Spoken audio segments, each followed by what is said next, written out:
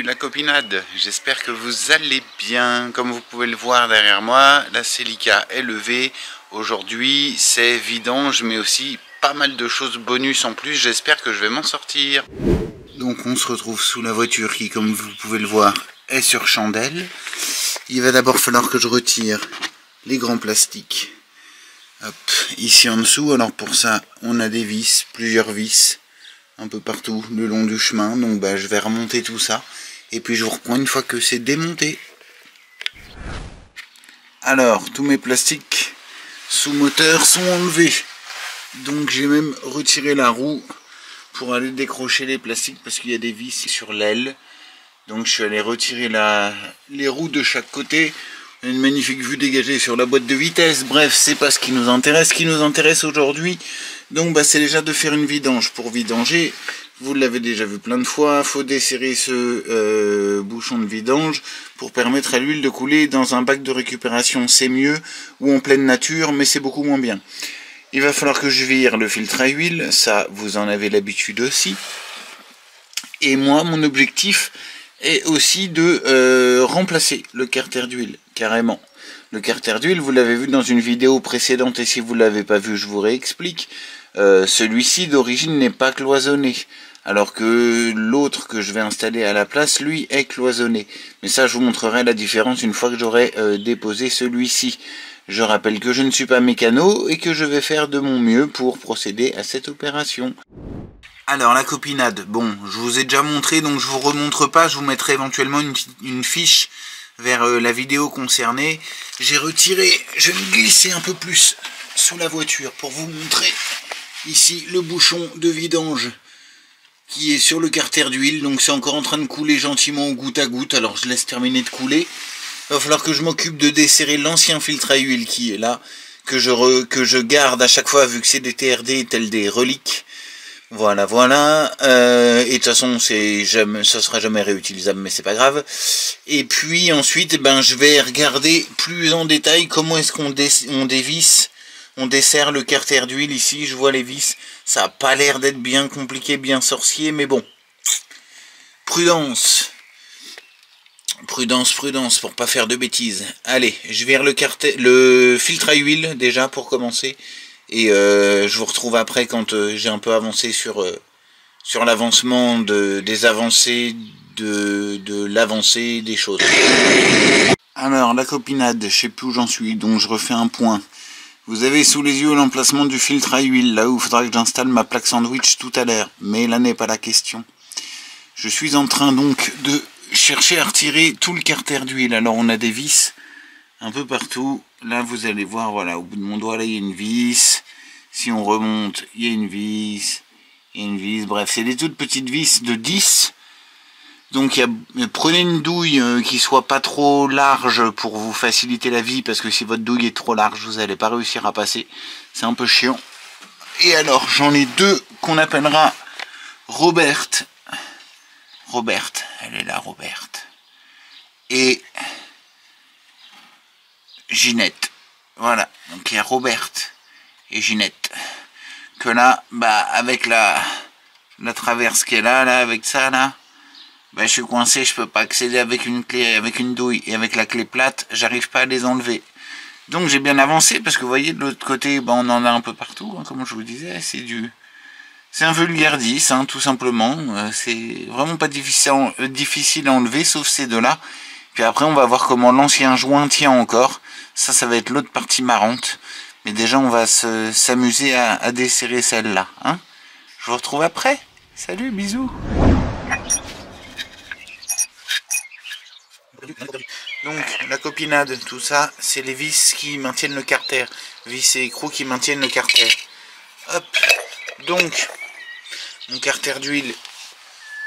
Et plutôt que de me coucher sous la voiture, je vais vous le montrer directement d'ici. Il est là. Voilà. Juste là. Donc maintenant, il faut que j'arrive à décoller le carter à partir de la démarcation qu'on voit là, hein, entre le carter et le bloc moteur. Il faut que j'arrive à le décoller. Alors je sais pas trop comment je vais m'y prendre. Je pensais une petite spatule en plastique ou une petite spatule métallique éventuellement, et j'ai vu que certains y allaient carrément au tournevis. Donc on va y aller étape par étape et je vous donnerai l'astuce, la solution qui aura le mieux marché pour moi. Alors la copinade, je pensais que je galérerais un petit peu plus, mais finalement ça a été technique employée, un tournevis plat avec un maillet pour gentiment sur le côté. En fait je suis venu voilà, mettre mon tournevis, mon maillet, passer entre le joint et puis enfin le dessus du moteur, on va dire, le bas moteur, mais la partie qui est au-dessus sur laquelle est fixé le carter. Donc là, et puis un deuxième, et puis un troisième, et puis un quatrième, et ça a commencé à se décoller gentiment. Donc j'ai tout doucement fait levier avec mon tournevis, et puis ça s'est décollé, j'ai pu terminer de décoller à la main. Ça ressemble, je dirais, plutôt à une pâte à joint, plus que un joint tout fait à la bonne forme. Et j'ai acheté de la pâte Toyota spécifique. Et donc j'en profite, ici vous voyez que le carter n'est donc pas cloisonné, contrairement à celui d'à côté, le neuf, qui lui l'est. Donc on voit qu'ici il y a une planche, qu'il y a une planche, ça veut rien dire, c'est pas très français quoi. On voit que donc ici il y a une plaque en métal qui est soudée, alors qu'ici elle n'y est pas. Donc il faut espérer maintenant que cette partie là passe avec la pompe à huile. Donc pour la pompe à huile, je vais vous montrer. Donc là on est sous la voiture, donc on a la pompe à huile qui est là, juste là, voilà, c'est elle. Et donc il faut que le trou passe pour que je puisse ensuite remettre mon carter. Vous voyez là, il faut que je nettoie le plan de joint du carter qui est pas très sale, ça va être assez pratique, assez facile à faire, j'espère en tout cas. Hop, et puis la partie basse du moteur, donc... Ouais, donc forcément j'ai de l'huile qui coule au sol, mais bon là pour ce type d'opération j'ai beau essayer de faire au plus propre, c'est pas simple, je nettoierai tout ça évidemment. Voilà, donc l'opération suivante va consister à que je me glisse de nouveau sous la voiture et puis que j'aille nettoyer tout le plan de joint, donc tout le contour que vous voyez ici. Je vais prendre, je sais pas, je pense de l'alcool à brûler avec du sopalin, quelque chose comme ça. Voilà, pour frotter tout ça. Et puis une fois que ça sera propre, je vous referai des images rapidement. Et puis surtout, je m'attellerai à mettre le nouveau joint, la nouvelle patte sur le nouveau carter pour pouvoir le remonter en espérant avoir le temps de faire ça aujourd'hui. Mais si je continue de papoter, c'est sûr que j'aurai pas le temps. Alors la copinade, nous sommes le lendemain de ce que vous venez de voir. J'ai, après de multiples péripéties, réussi à mettre le nouveau carter d'huile cloisonné à la place de l'ancien. Alors pourquoi je vous dis j'ai, après multiples péripéties? Parce que j'ai eu un méga doute et du coup je me suis un peu foiré, j'ai dû reprendre. En fait voilà, ici au niveau du volant moteur, vous devez le voir, voilà. Là au fond, on a donc le volant moteur, la partie métallique arrondie sur le bas. Et vous avez, alors je vais essayer de vous montrer, ça va être compliqué, mais bon, enfin vous devinerez de quoi je parle. Cette partie qui est là, voilà. Et en fait, juste au-dessus, vous avez le carter d'huile qui se fixe. Et j'avais peur que le carter d'huile tape le volant moteur en l'installant. J'ai donc vérifié précisément les mesures de l'ancien carter avec le nouveau carter. Ils font exactement la même taille.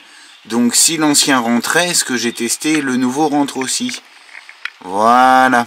J'espère que tout ira bien au moment où je vais démarrer la voiture pour la première fois. Ce que j'ai fait aussi, c'est que j'ai donc resserré toutes les vis du carter. Hop, je vais vous montrer. Donc on a des vis ici autour. En fait, voilà, celle-ci par exemple. Donc ces vis là, je les ai resserrées à 9 Nm, c'est ce qui est marqué dans le manuel Toyota. Donc j'ai fait ce qu'ils ont dit exactement. Après avoir remis du joint, là aussi un joint donc Toyota. On voit d'ailleurs mon joint, il est un petit peu, quand j'ai serré, il est un peu dégueulé, mais léger, franchement ça va. Je pense que je me suis bien débrouillé sur la quantité à appliquer. Et pour le serrage, j'ai fait un serrage en croix, c'est-à-dire que j'ai commencé ici par la vis au milieu. Alors j'ai commencé par celle-ci précisément. Voilà, donc à 9 Nm de couple. Ensuite je suis allé de l'autre côté de mon carter d'huile, je suis allé chercher la vis opposée, pareil 9 Nm de couple. Et puis ensuite celle-ci là à côté, puis la même en face, puis petit à petit je me suis écarté.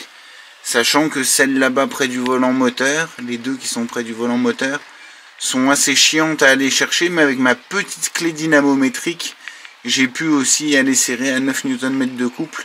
Et je suis repassé 3 fois sur chaque vis pour être sûr que je m'étais pas trompé quelque part. Donc j'ai l'air pas mal. Temps de séchage maintenant du joint. Un certain temps, à savoir normalement au bout de 30 minutes on peut remettre de l'huile, démarrer le moteur et rouler, et au bout de 15 à 16 heures il y a le séchage et le durcissement complet. Donc je vais par sécurité attendre demain avant de redémarrer, puisque de toute manière on en arrive à la deuxième partie. Alors ma chère copinade, avant d'installer les plaques sandwich, j'ai deux câbles à ma disposition qui sont relativement longs quand même, c'est pas mal. En fait, ces deux câbles, alors on a un côté deux cosses rondes, je pense que ça c'est pour la pression d'huile, si je dis pas de bêtises, et on en a deux autres plus classiques qui elles vont être pour la température d'huile, si je dis pas de bêtises, hein. Si je me suis pas trompé, je vous montrerai de toute façon au fur et à mesure et vous me corrigerez en commentaire si je me suis trompé. Donc là l'objectif c'est de réussir à passer, puisque les manomètres vont être installés sur... Hop. Je vous ouvre, on y va tranquille. Ici, le montant de pare-brise. Donc il faut que j'arrive à passer les câbles ici sur le côté. Là en dessous, derrière les pédales, de les accrocher convenablement. Et ensuite, de les faire ressortir. Alors je pensais, hop, par ici, je sais pas si vous verrez dans le fond, parce que bah forcément c'est dans la baie moteur, donc il fait sombre. En fait, il y a un gros caoutchouc qui fait déjà passer des câbles, donc je voulais reprendre. Hop, mais ouais, non, franchement, pour le voir, il est là. On voit des gros câbles regroupés les uns avec les autres. Bah, juste derrière, il y a un caoutchouc. Faites-moi confiance, avec un trou dedans. Donc, je vais essayer de passer mes câbles par là et espérer qu'ensuite, je puisse cheminer le long du moteur, mais pas trop près, parce que la chaleur fera pas bon ménage avec les câbles, pour aller me relier là-bas. On le voit au bout, en rouge, le filtre à huile. Donc c'est là où sera installée la plaque sandwich. Allez, je tente de faire ça et je vous dis si j'ai réussi et comment je suis passé. J'essaierai de vous montrer au mieux. J'ai dû retirer la batterie parce que franchement l'accès est vraiment pourri. J'ai donc réussi à passer mes deux câbles de sonde, hop, qui sont là, dont un, non c'est bon, j'allais dire c'est entortillé.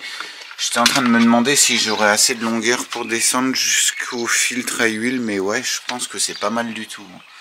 Franchement, donc j'ai réussi à passer, comme je vous disais, là-bas dans le caoutchouc. On voit, on va virer ça.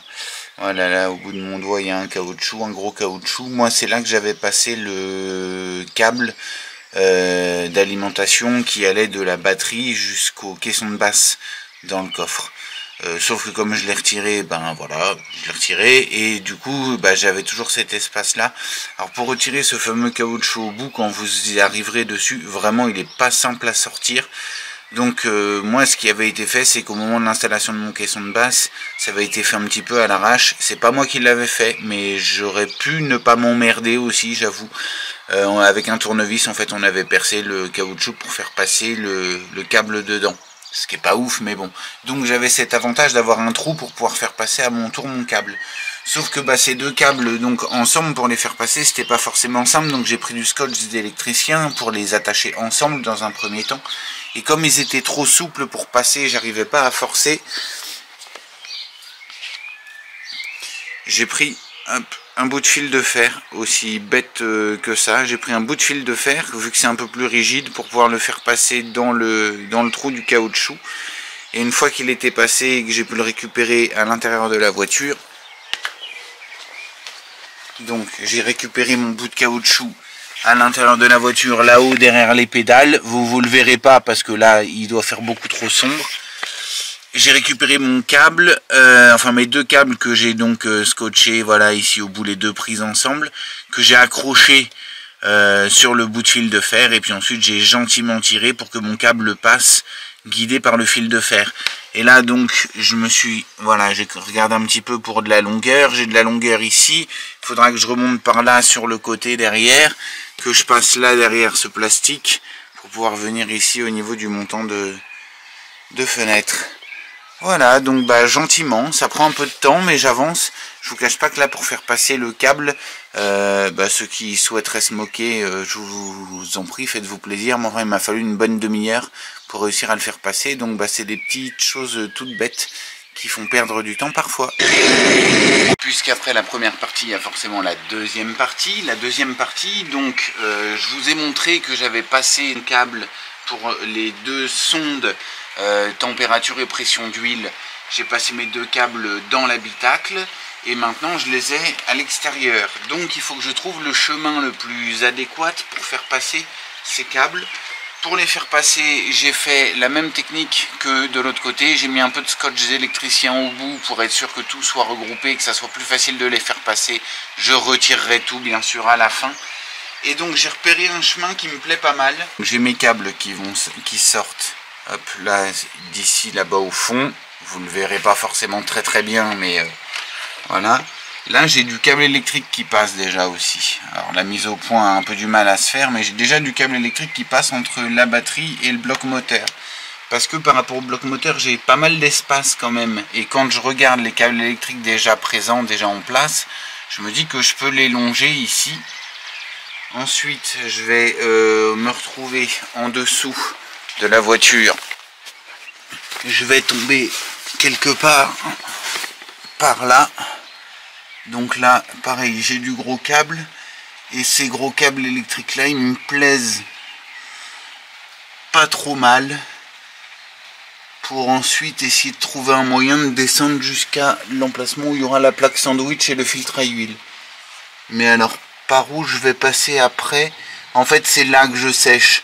Si je passe là, ce qui n'est pas forcément une mauvaise idée en soi, si je passe là, où est-ce que je passe après? Je vais chercher une solution et je vous montre. Alors, comment j'ai procédé du coup? Ça m'a pris un petit peu de temps pour trouver une bonne solution. Donc mon câble part de là-bas dans le fond. Il est là, hein, dans mes doigts. Donc mes deux câbles partent de là-bas dans le fond, dans l'habitacle. Ensuite, je les ai reliés ici. Je les ai fait passer ici le long de la batterie. Je les ferai passer le plus loin possible du moteur et je mettrai, s'il le faut, un petit collier de serrage en plastique pour faire tenir les câbles bien comme il faut et suffisamment éloignés du moteur.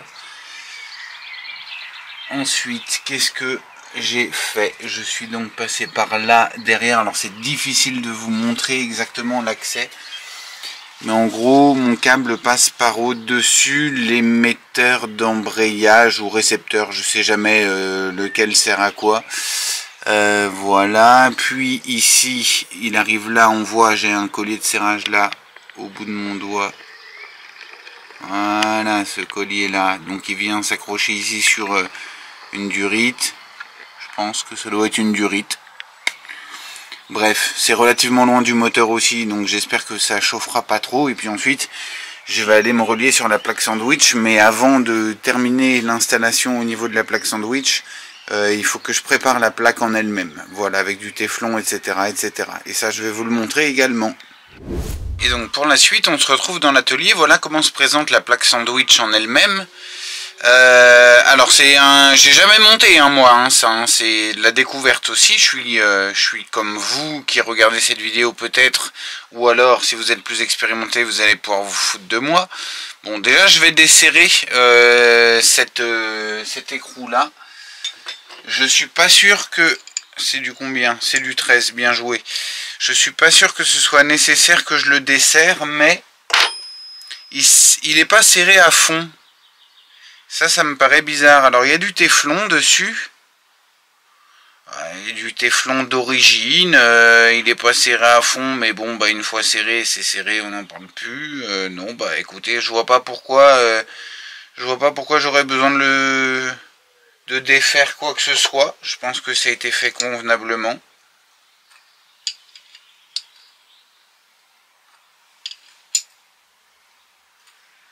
Je vais le serrer ce que je peux à la clé sans tout casser et puis ça devrait le faire.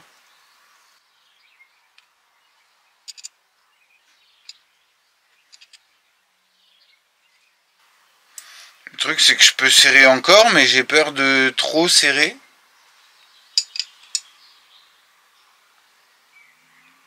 Bon, ceci étant, ça devient vraiment dur là, il faut que je force fort et ça me paraît très étrange de devoir forcer vraiment très très fort.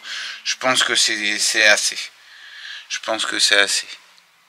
À mon avis, on voit là au bout de mon doigt, il reste encore à serrer, mais franchement, vu comment à l'intérieur c'est fichu, je pense que je suis largement bon. Ça, de toute manière, c'est moi j'en aurais pas l'utilité pour le coup. C'est d'après ce que j'ai compris pour raccorder un retour d'huile dessus. Quand vous avez par exemple un radiateur d'huile, un refroidisseur enfin un radiateur refroidisseur d'huile quoi. Moi je vais avoir besoin de ces deux emplacements là pour y loger et c'est là que ça va devenir plus intéressant. Enfin après je vais pas faire une opération exceptionnelle hein, mais là j'ai une première sonde. Hop, donc sur cette sonde, sur le filetage de la sonde ici au bout, je vais mettre du téflon, pareil, avant de venir la mettre en lieu et place d'un des embouts qui est ici. Donc bah je sais pas s'il y en a un à privilégier plus qu'un autre, à mon avis ça changera rien. Hop. Donc à l'aide de la petite clé fournie, je vais retirer le petit cache d'origine, puisque lui, j'en ai pas besoin, il va me gêner. Voilà, donc tout simplement ici, là, il y a un trou, et puis vous avez là-bas le petit cache. Hop, je vais le mettre. Alors, j'ai découvert ça en regardant une vidéo YouTube. Apparemment, ça marche. Jamais essayé, on va voir. Je vais le mettre d'abord en travers dessus. Et ensuite, je vais le dérouler. Ouais, bah c'est pas ouf, hein. C'est pas ouf, ou c'est moi qui suis pas dégourdi de mes 10 doigts, ce qui est fort possible aussi, hein, ça m'arrive souvent.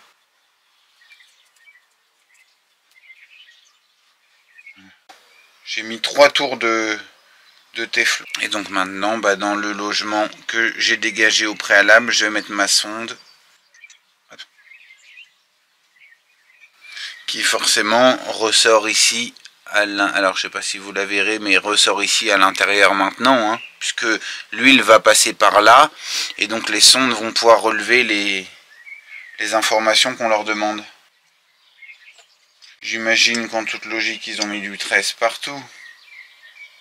Ben non. Évidemment, ils se sont dit là on va mettre du 14, c'est plus rigolo. Alors pour moi j'ai pas mal serré, hein, là encore une fois, j'ai peur de tout péter et je serre vraiment fort, donc on va pas y aller trop fort non plus, ça sert à rien. Surtout que des fois j'ose pas mettre assez de force et puis des fois j'en mets trop. Donc on va retirer l'autre embout, le capteur de pression d'huile, et là c'est pareil, au bout j'ai un filetage, donc bah, je vais faire la même opération. Hop, de la même manière, 3 tours. Voilà, c'est ni plus ni moins que de la plomberie. Ça, c'était pas l'opération qui me faisait le plus peur. Donc, de la même manière, j'ai fixé le capteur de pression d'huile. J'espère que bah, j'aurai bien installé l'ensemble et qu'il n'y a pas tout qui va fuir. Bon bah impec, on va aller installer ça directement sur à la place du filtre à huile maintenant, c'est parti.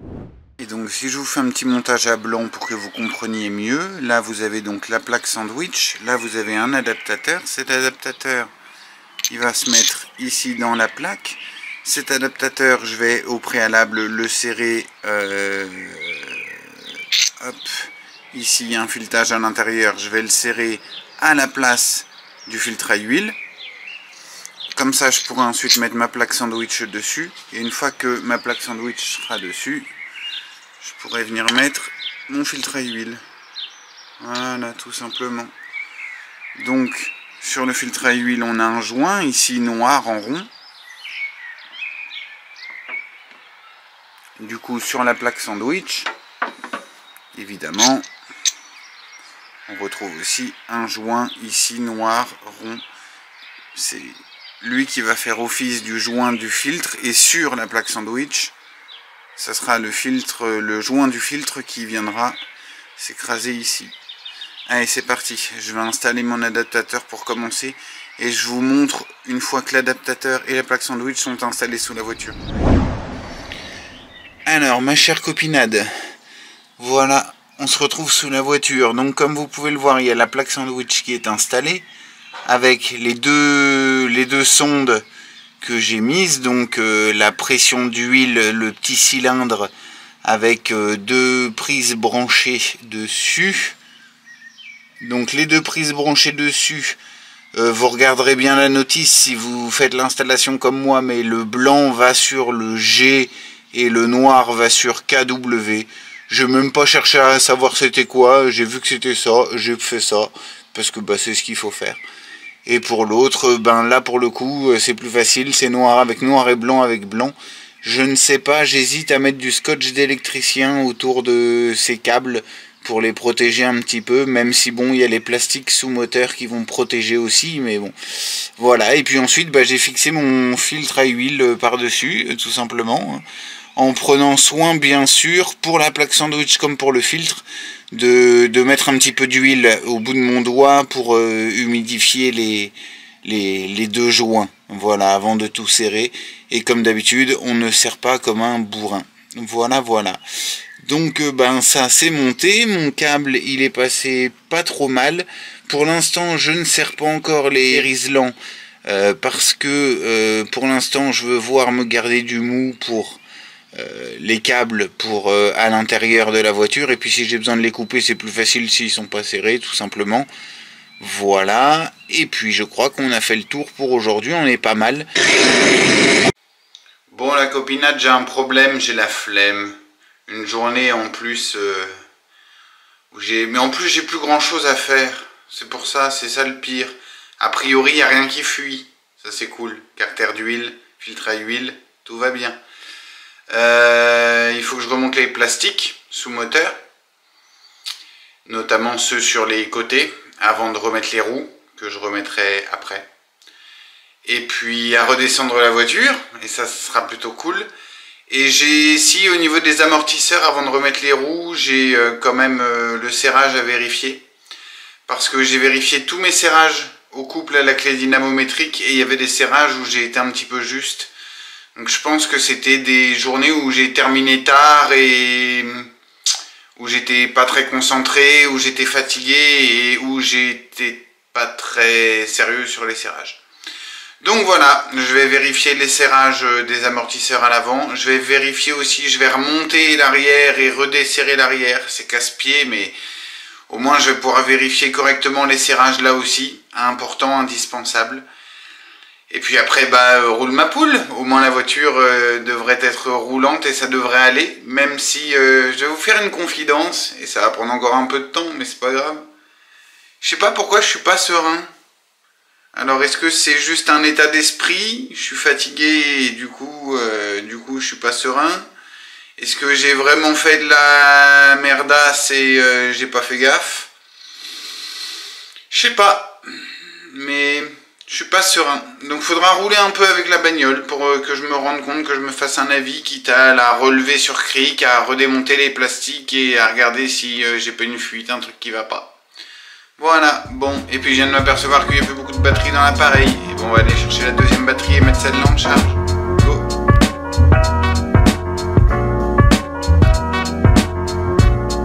J'ai rien qui fait. Installation des manomètres. Donc mes câbles, ils arrivent ici, derrière le pédalier. Mais en tout cas, je suis bien content. J'ai fait passer les câbles, on rallonge les câbles. Et on fait descendre le câble dans l'espoir de le voir arriver en câble perdu et retrouvé. Ça y est. Alors, nous allons utiliser des bitonios. C'est incroyable, j'avais du voltage là-dedans, moi, hier. Et donc, quand on met le contact... Fin de tournage, c'est bon, tout le monde peut rentrer chez soi. Merci. Sacrée journée.